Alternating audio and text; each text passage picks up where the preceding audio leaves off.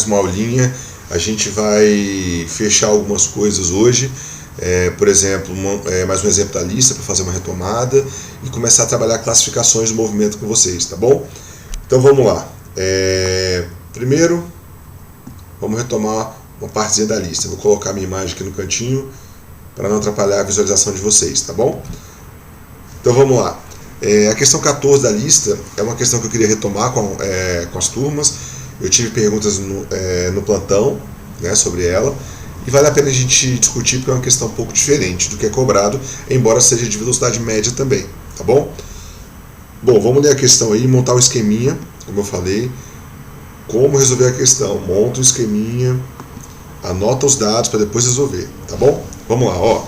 Um garoto que se encontra em uma quadra coberta solta um balão com gás hélio, mais leve que o ar, ele vai subir, e este passa a se deslocar em movimento retilíneo uniforme. Quando eu falo de movimento retilíneo, linha reta, né, e uniforme, porque tem velocidade constante, com velocidade de 2 metros por segundo.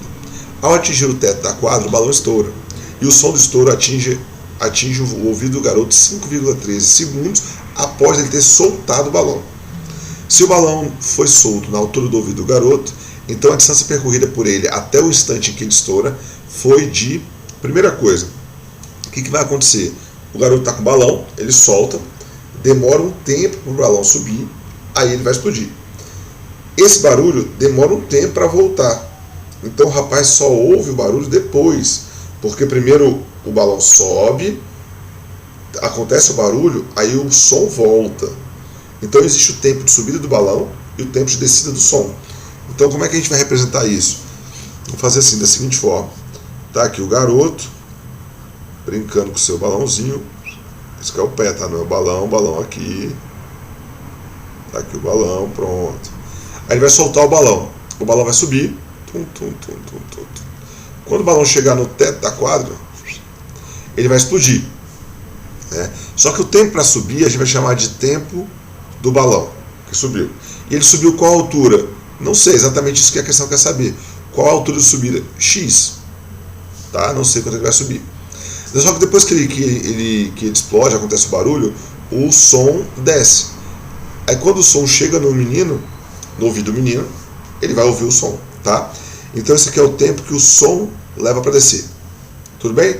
O que a questão falou para a gente até agora? Que o tempo que o som, ou que o balão sobe, mais o tempo que o som desce, que é exatamente o tempo que ele precisa para ouvir o barulho, equivale a 5,13 segundos, é o tempo total. Tá? Porque a partir do momento que ele solta o balão, então primeiro o balão sobe, depois o som desce. Além disso, como é que eu relaciono tempo e distância? A gente tem a velocidade média, né? A velocidade média nada mais é do que a distância sobre o tempo. Então eu vou usar essa equação, eu vou usar ela para o balão. Se eu for usar essa equação para o balão, como é que fica? Velocidade média é igual a ΔS sobre ΔT. Qual que é a velocidade do balão? 2. Qual que é a distância que ele vai subir? Eu chamei de x. E qual o tempo? Tempo do balão. Eu posso isolar o tempo do balão? Posso.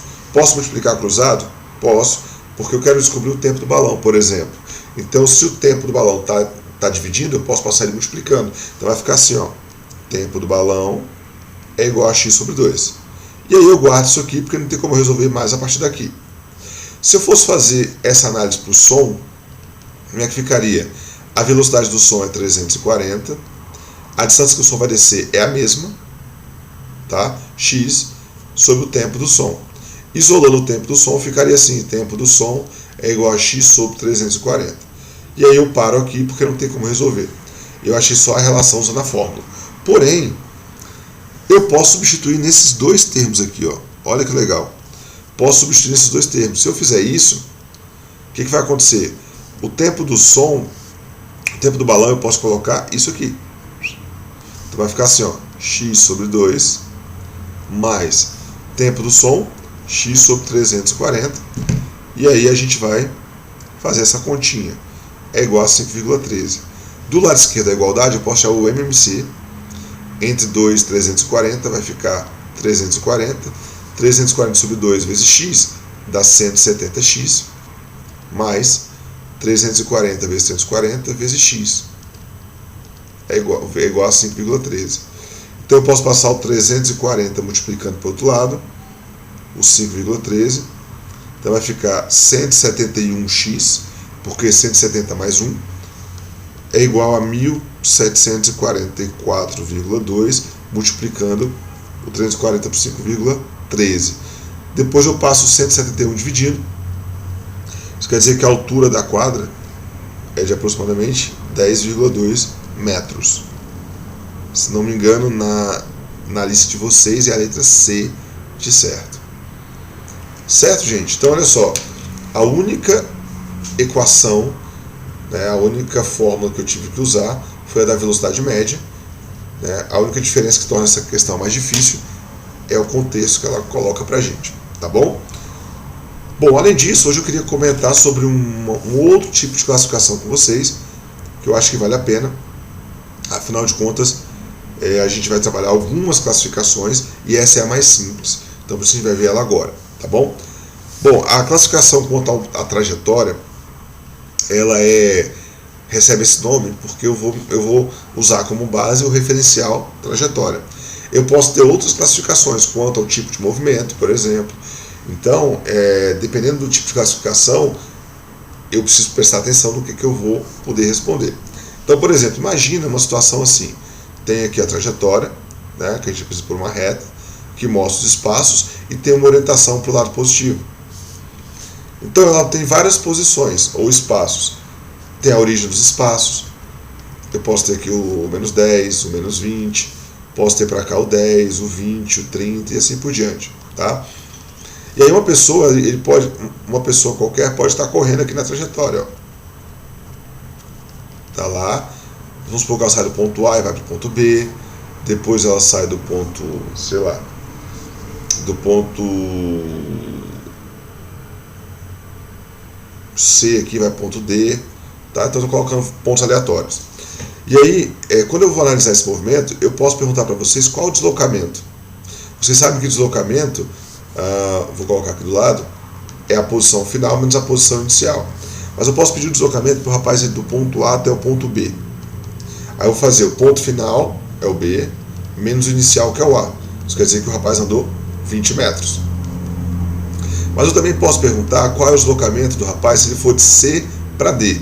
Reparem que ele começa em C e vai para D. Então, eu vou fazer final, que é o menos 20, menos inicial, que é 0. Isso quer dizer que ele vai andar menos 20 metros. Eu posso falar que um andou mais que o outro? Não. Ambos andam a mesma distância, exatamente a mesma distância. A única diferença é qual o sentido do deslocamento. Então, cuidado, comecem a perceber que o sinal em física, ele apenas indica sentido, não indica valor. Então, diferente da matemática, que o 20 é maior que o menos 20, para a gente não. 20 e menos 20 têm o mesmo valor. O que muda é o sentido. Um foi para frente e o outro foi para trás. É só isso que indica o sinal. Tá? E outro detalhe importante, que vale a pena a gente citar, é o cuidado com o sinal. Por exemplo, se ele vai de E para D, a posição final é menos 20, menos a posição inicial, que é menos 10. Então, cuidado com o menos aí, tá? Que vai dar menos 10 metros. Então, reparem que se ele for, por exemplo, de D para E, saindo do D, indo para o E, vai ficar a posição final menos a inicial, que vai dar 10 metros. Ou seja, de E para D, ele volta 10. De D para E, ele avança 10. Então perceba que o movimento ele pode ser para frente ou para trás. Quando o movimento é para frente, vocês estão vendo que o ΔS vai ser sempre positivo. Quando o movimento é para trás, é que o movimento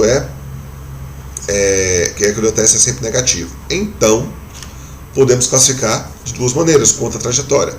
O movimento é progressivo quando o ΔS dele é positivo. E, consequentemente, a velocidade média também vai ser positiva. Ou seja, os espaços, que são as posições, faltando aqui, os espaços, né, aumentam no decorrer do tempo. Ou seja, 10, 20, 30, 40. E o movimento é retrógrado quando o deslocamento é negativo e a velocidade média é negativa. Isso quer dizer o seguinte, que os espaços diminuem no decorrer do tempo, ou seja, era 50, 40, 30, ele está voltando, tá? E só um último detalhe que vale a pena a gente perceber, que o movimento retrógrado não é um movimento de ré, tá bom, gente? Por exemplo, se eu digo para vocês que eu vou de São Paulo para Brasília, numa viagem, quem está indo de São Paulo é a posição 0. Quem está indo para Brasília, o movimento é progressivo. Quem está voltando para São Paulo, o movimento é retrógrado, porque é comparado com a minha trajetória. Não quer dizer que quem está indo no movimento retrógrado, ele está indo de ré, ele está voltando na trajetória, é só isso, tá bom? Pois bem, já que a gente está classificando o movimento, mas está falando de velocidade média, vale a pena a gente revisar esse conteúdo, reforçar o conteúdo, que é o conteúdo que vai ser cobrado na atividade avaliativa. Então, se vocês forem no SME, o livro 1, capítulo 4 da unidade 2, vocês vão ter essas 3 páginas de tarefa de casa pensando em velocidade média. E eu vou corrigir na próxima aula, tá bom? Valeu, corre pro livro agora e faz a tarefa, tá bom, gente? Bom dia!